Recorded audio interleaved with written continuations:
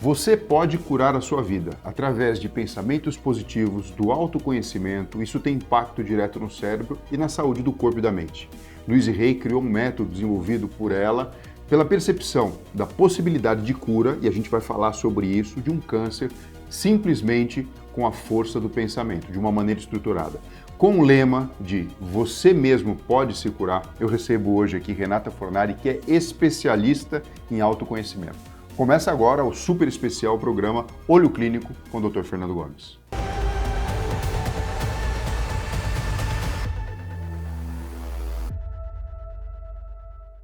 Renata, muito bem-vindo, estou muito feliz com a sua participação. Muito feliz pelo convite, maravilhoso bater esse papo com você. Renata, nada é por acaso, né? Eu sei que você tem um antecedente de uma vida profissional extremamente ativa, envolvida em diversas viagens, participações, uma vida que todo mundo conhece, né? Corrida mesmo, de sucesso, mas corrida.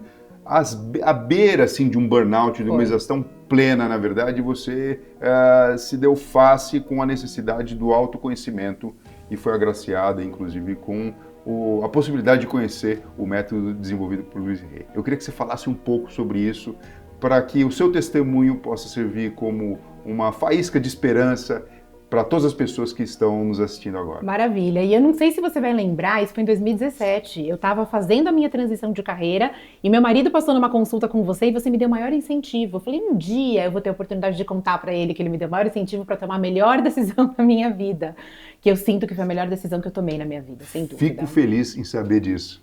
Na verdade, eu conheci o trabalho da Louise Hay com 13 anos de idade, quando minha mãe teve câncer. Então minha mãe ganhou o livro Você Pode Curar a Sua Vida, porque a história da Louise Hay é essa, né? Com câncer, deram 6 meses de vida para ela e ela falou, peraí, tudo que eu venho estudando nos últimos 5 anos, agora é a hora de eu entender se faz sentido ou não. Só para todo mundo entender, a Louise Hay é uma mulher americana que vivia na Califórnia e faleceu em 2017. Isso. Mas o grande detalhe foi esse ponto de virada que aconteceu na vida dela, não é isso? Ela é considerada pela imprensa internacional uma das maiores pioneiras do desenvolvimento humano no mundo, do movimento de autoajuda no mundo inteiro. Ela fundou a Hay House, que hoje é a maior editora do planeta de livros de autoconhecimento. Por que ela ficou muito famosa? Ela teve uma infância devastadora, ela sofria abusos sexuais dentro de casa pelo padrasto, a infância inteira, passou fome, foi um desastre assim a vida dela.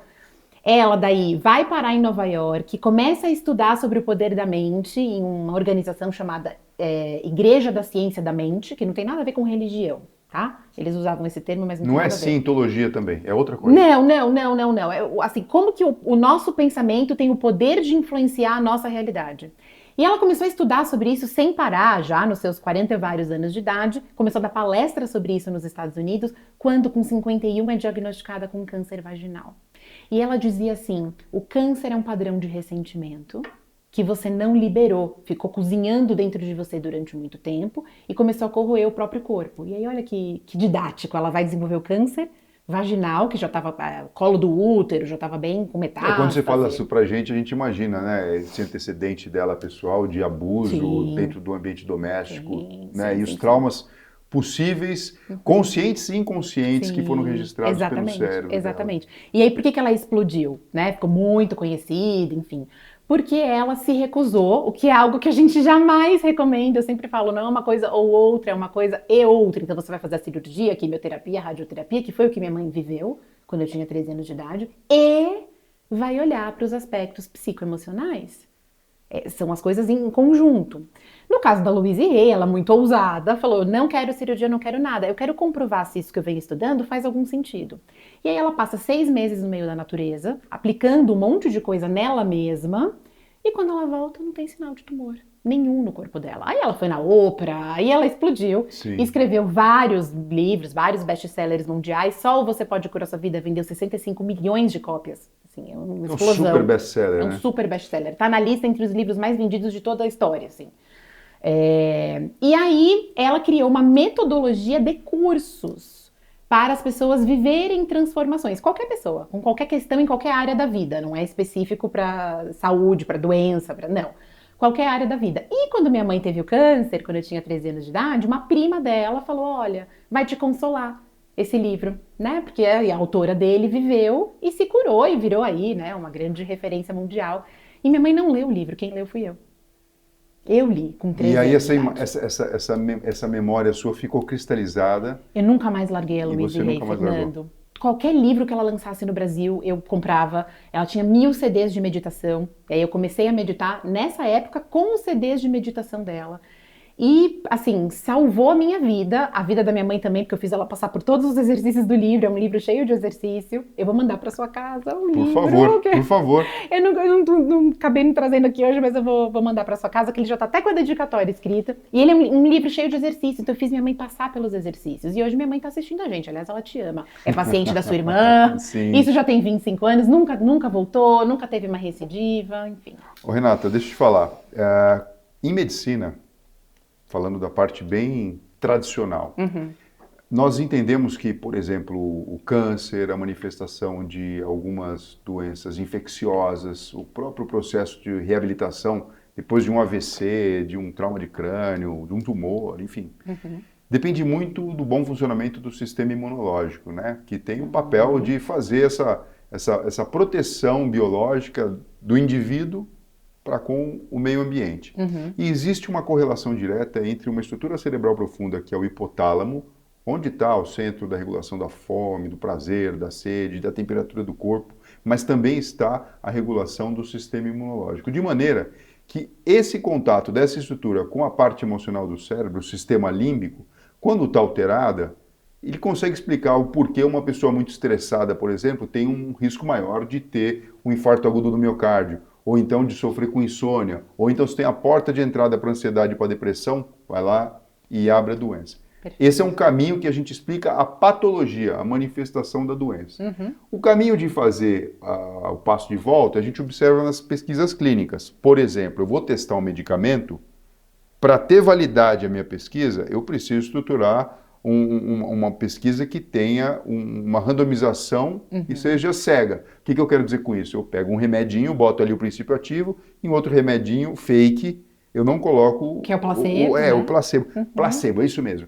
E por questão do efeito placebo, nós sabemos que 30% das pessoas melhoram nesse grupo placebo. E, portanto, para um medicamento, ele de fato ser comprovado cientificamente, ele tem que bater esse número numa porcentagem maior, porque senão você falaria simplesmente de placebo.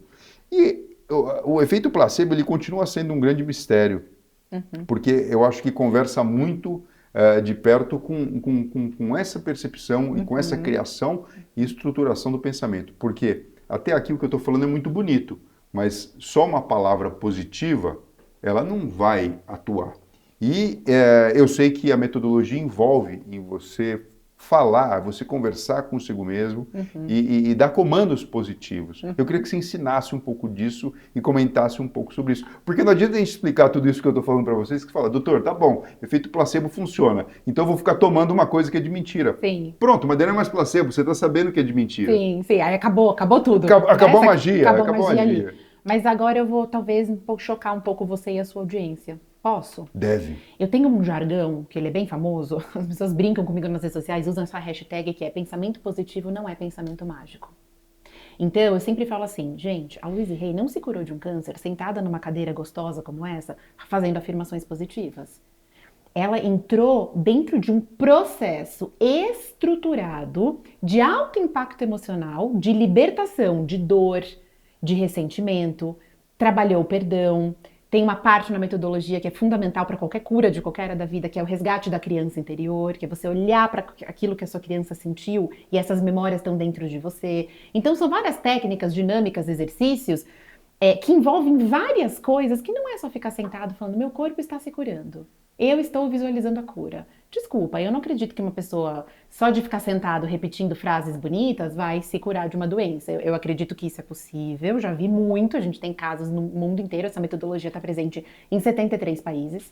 Então a gente tem casos no mundo inteiro, quando a gente está falando especificamente de doença, temos, mas é um processo que envolve muito mais do que só pensar positivo. Mas a Louise Hay tem uma premissa de que tudo aquilo que a gente acredita piamente, então assim, eu não tenho um pingo de dúvida, eu acredito piamente, tem a tendência de se tornar realidade, porque ela dizia que o nosso subconsciente é um servo obediente cuja única função é comprovar aquilo que a gente acredita piamente.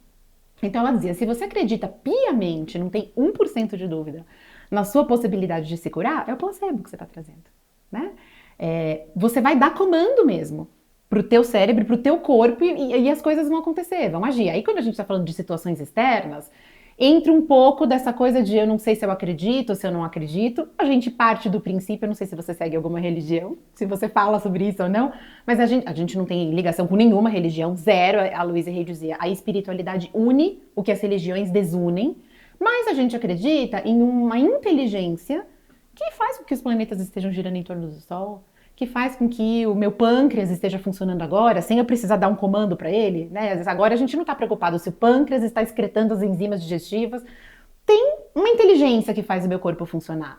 Então, essa inteligência traz para a nossa vida situações, circunstâncias, questões que estão alinhadas com o meu estado vibracional predominante. E o meu estado vibracional predominante é alterado pelo meu sistema predominante de pensamento. E o sistema predominante de pensamento pode ser mudado, mas não é mágica. Faz sentido? Como que funciona? Como é que é esse caminho? Dá uma dica aqui pra gente. Então assim, ó, o nosso cérebro, ele aprende, olha eu falando, olha eu ensinando papo a rezar, minha gente! Eu sempre falo que o nosso cérebro aprende ou por repetição ou por alto impacto emocional. Então, na metodologia, a gente trabalha com as duas coisas ao mesmo tempo, né? Mas quem tá assistindo a gente tá pensando assim, tá, mas e eu que tô aqui em casa? O que eu posso fazer aqui sozinho? E aí, é muito, muito bacana começar a trabalhar com as afirmações positivas, que é você repetir o novo padrão de pensamento. Então, por exemplo, a pessoa que está assistindo a gente que hoje está com uma doença, eu acredito na capacidade do meu corpo de se curar. Eu acredito que eu sempre atraio os melhores profissionais e os recursos para o meu processo de cura. E repetir isso o máximo possível de vezes. E o processo de visualização, quando a gente está em meditação, ele também é muito importante. Então isso é algo que as pessoas podem praticar em casa. Então, se você hoje está com um problema de saúde, visualize o seu corpo se curando.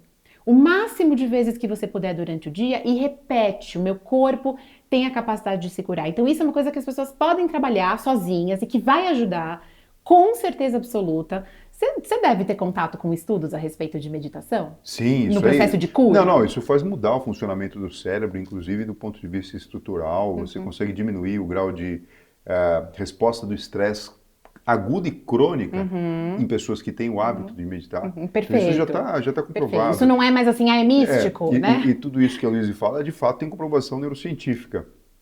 A gente enxerga o que de fato a nossa consciência e às vezes até o subconsciente quer que seja manifestado. Existem evidências de que, por exemplo, a invasão, vamos falar esse termo, né, em vez de descoberta da América, ela foi muito fácil quando os índios estavam aqui, porque era insólita o conceito de que poderia chegar alguém de caravela com um monte de arma. Eles nem enxergavam, né? Não, nem enxergava, cegueira psíquica. Sim. Veja, se isso é possível acontecer, veja, se aparecer um extraterrestre, a gente tem alguma referência. Porque quem nunca ouviu um gibizinho ou um filme que mostra um disco que desce e sai uma pessoa diferente? Mas se você nunca tivesse falado sobre o assunto e aparecesse alguém nessa característica, talvez você não tivesse olhos para enxergar. Mas não seria os olhos, seria o cérebro para interpretar. Sim, perfeito, né? Exatamente isso. E a mesma coisa em relação à doença. Eu lembro que na minha época de formação da faculdade, que foi uma época que teve um boom muito grande do HIV, da AIDS e tudo. Então, você ia dar o diagnóstico para alguma pessoa que não sabia, ela estava bem, ou seja, ela tinha o vírus, mas ela não tinha manifestação clínica da imunodeficiência. Era você dar o diagnóstico e em uma semana a pessoa estava na cama. Era como se o cérebro entregasse os pontos. Então, se tem esse mecanismo ao contrário, e aí a gente dá o nome de... milagre? Sei lá, né? Nocebo, quando você faz mal só por falar uma coisa, sabe? Entendi. Você pode imaginar que o caminho reverso faz todo sentido. Você acredita nesse caminho reverso? Eu acredito. E eu observo isso na minha prática clínica. Então, veja, pacientes com câncer terminal, mas que têm a sua vida, o seu significado de vida, não estou falando de certo ou errado, mas a sua vida tem um significado, tem um padrão de sofrimento diferente de pessoas que às vezes têm tudo na vida, tem um problema de saúde que é mamão com açúcar para resolver, mas o sofrimento é tão intenso que a experiência negativa faz com que aquele problema seja ainda maior. Então, assim, tudo é muito relativo. Nós sabemos, o ser humano sabe, né, da nossa finitude do ponto de vista da vida física aqui nesse corpo, né? Então, por que tanta angústia? Né? Por que adiar esse processo que você está trazendo aqui para a mesa para a gente conversar, de autoconhecimento? Sim. E lindamente você falou, o cérebro ele vai aprender com a repetição. Então você vê, a menina na escola se estuda todo dia, a tendência que tem quando você faz uma prova bimestral é de ter um bom resultado. Ou então quando tem uma grande entrada emocional, um bom professor, um bom livro, um lindo estímulo, como por exemplo uma prova de vestibular, que estressa e a pessoa acaba aprendendo. Então o passo inicial, que pode parecer às vezes assim um desafio grande e até um desconforto para a pessoa que de fato fala: Renata, mas eu não acredito nisso que eu estou falando, o que eu vou fazer? Água mole em pedra dura. É isso né? aí. E aos poucos você vai incorporando a vivência e de fato é possível mudar a nossa percepção. Eu faço uma analogia brincando, né, que o novo padrão de pensamento é como se fosse a sementinha de alguma coisa que você queira plantar. Então eu brinco com o tomateiro, né? Então o novo padrão de pensamento, eu escolho acreditar na capacidade do meu corpo de se curar. Então esse é o novo padrão de pensamento. Então essa é a semente que eu estou plantando. E repetir a afirmação é regar todo dia, né? Eu preciso regar essa semente que eu estou plantando no jardim fértil, né, do meu subconsciente. A semente, se eu pegar uma semente de tomate aqui agora, ela não se parece o tomate, ou seja, não parece o resultado final. Mas eu confio numa sabedoria, eu confio na inteligência universal de que essa semente vira tomate com a repetição do regar, do tirar as ervas daninhas, do deixar o sol agir. Então é a mesma coisa. Então, assim, eu tô doente e você tá pedindo para eu repetir que eu tô me sentindo cada vez melhor. Mas nesse momento eu não tô me sentindo cada vez melhor. Tudo bem, essa é a semente que a gente tá plantando. Renata, e vamos progredir a conversa para a questão de liberar sentimentos e emoções negativas como parte desse processo. Perfeito. Como é que isso acontece na prática e como fazer isso, né? As pessoas, elas acham que as emoções negativas foram feitas para a gente evitá-las, e não é verdade. As emoções negativas, elas são tão naturais quanto as emoções positivas. Então, quando eu tô falando de raiva, medo, culpa, tristeza, tudo isso precisa ser sentido para ser liberado. Só que o que a maior parte das pessoas faz? Eu não posso sentir, então eu engulo isso. Eu engulo e eu não olho para isso. Ou eu fujo disso. Então, eu medo? Imagina, eu sou aqui um chefe de família, não tenho medo de nada. Quando eu nego uma emoção negativa ou quando eu tento fugir dela, ela aumenta. Quando ela aumenta, ela causa problema. Então, um dos nossos objetivos, né, um dos meus objetivos é ensinar as pessoas a lidarem com as emoções negativas dela. E aí, para cada emoção negativa, vai ter uma técnica diferente, mas o ponto principal é: permita-se sentir os seus sentimentos humanos para que eles possam sair de você. A emoção negativa é como se fosse uma nuvem negra. A nuvem negra, ela pode ficar pairando sobre você se você segurar uma corda que mantém a nuvem negra em cima, ou ela pode só passar e ir embora e o sol voltar, quando a gente se permite sentir da vazão e aquilo ir embora. Então, por exemplo, vamos pegar algo muito típico que é a raiva. Não estou sugerindo que ninguém libere a raiva machucando outra pessoa, inclusive eu ensino. A forma de liberar a raiva saudável é: não estou machucando ninguém, não estou machucando o outro e nem a mim mesmo. Então, essa é uma forma positiva. Você pode fazer isso através da escrita, você pode fazer isso através do exercício físico. Libera aquela raiva que você sentiu. Pode ser socando um saco de boxe, pode ser correndo na esteira, pode ser escrevendo. Já deve ter acontecido com você, de você estar muito bravo com alguém. Aí você vai mandar uma mensagem no WhatsApp pra pessoa, aí você escreve, e você fala assim: peraí, deixa eu ler de novo. Aí quando você lê de novo, você fala: eu acho que eu nem vou mandar. Pronto, já acabou descarregando emocionalmente ali, mas não precisou cumprir o ciclo todo. Exato. E a gente é ser humano e a gente sente raiva e a gente precisa aprender a lidar com esses sentimentos e não guardar dentro da gente, porque daí, uma hora, ou o corpo dá vazão, pela filosofia da Louise Hay, ou o corpo dá vazão criando doença, porque o corpo precisa da vazão, ou você vira uma panelinha de pressão, explode numa situação que não tem o menor sentido, vira, né, uma pessoa irritadiça o tempo inteiro, porque você não sabe lidar com a sua raiva. Mesma coisa, medo e ansiedade. Então, olha para o medo, conversa: eu estou com medo de morrer. Quando você olha para o medo, quando você encara ele de frente, no sentido de falar: ok, eu vou olhar para você. Eu não vou fingir que você não existe, nem vou lutar contra você. Só de você fazer isso, o medo já diminuiu de tamanho. Então, aprender a lidar com as emoções negativas é uma parte fundamental do que a gente trabalha, né? Em qualquer processo de transformação, processo de cura, enfim. E claro, quando a gente está falando de câncer especificamente, que a gente falou no começo, né? A gente parte do princípio que o câncer vem de um padrão de ressentimento. E aí precisa, qual é a técnica? Precisa se permitir sentir aquilo que aquela criança não pôde sentir. Aquilo que aquela adolescente, quando eu tô falando da minha história de vida, não pôde sentir. E aí a gente usa várias técnicas, como carta, como socar a almofada mesmo, como liberar aquilo que a pessoa ficou guardando por anos a fio. E funciona. É uma forma estruturada, né? Totalmente, tem processo. Olha, muito obrigado pela sua participação. Mas eu queria encerrar com uma pergunta especial. Uhum. Assim, é possível a pessoa resgatar o amor próprio, conseguir vencer um ciclo? Tudo coisa que a gente está falando é coisa natural, né? Que acontece, né? Quem também passa por um determinado problema e falar que está inabalável, está se sentindo todo poderoso. Enfim, a gente sabe como é a vida, né? A vida tem altos e baixos. Mas encerrar um ciclo, encarar um desafio através de uma metodologia como essa, sem de repente lançar mão a uma psicoterapia clássica, alguma coisa assim. Eu digo assim, não está instalado uma doença ou um transtorno com CID que precisaria, de fato, uma intervenção médica, psiquiátrica, psicológica. Mas tem um belo caminho, uma bela jornada entre você não se sentir bem e ter uma vida bem mais ou menos, por que não dizer medíocre do ponto de vista de significado, e conseguir superar. O que você me diz disso? Maravilhosa essa pergunta. Eu vou dividir ela em duas partes. Então, parte 1. Eu falo sempre em todas as formas, eu recebo muitos psicólogos alunos, muito, o que eu mais tenho é psicólogo aluno. Por quê? Porque eles querem expandir a caixa de ferramenta, né? E também aprender outros caminhos, outras metodologias para tratar pessoas mentalmente saudáveis. Então essa metodologia não vai ajudar pessoas que têm diagnósticos psiquiátricos.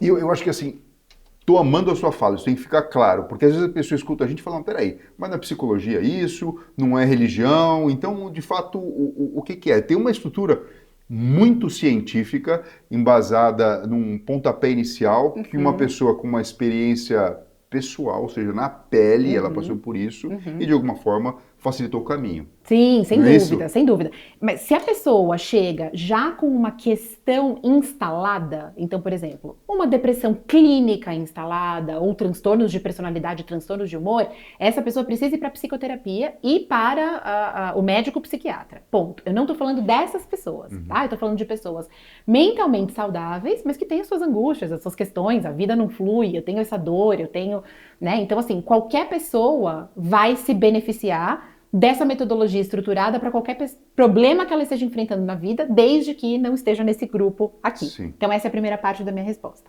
A segunda parte você tocou no cerne. Deixou meu coração fervendo quando você usou a palavra autoamor. Autoestima, autoamor.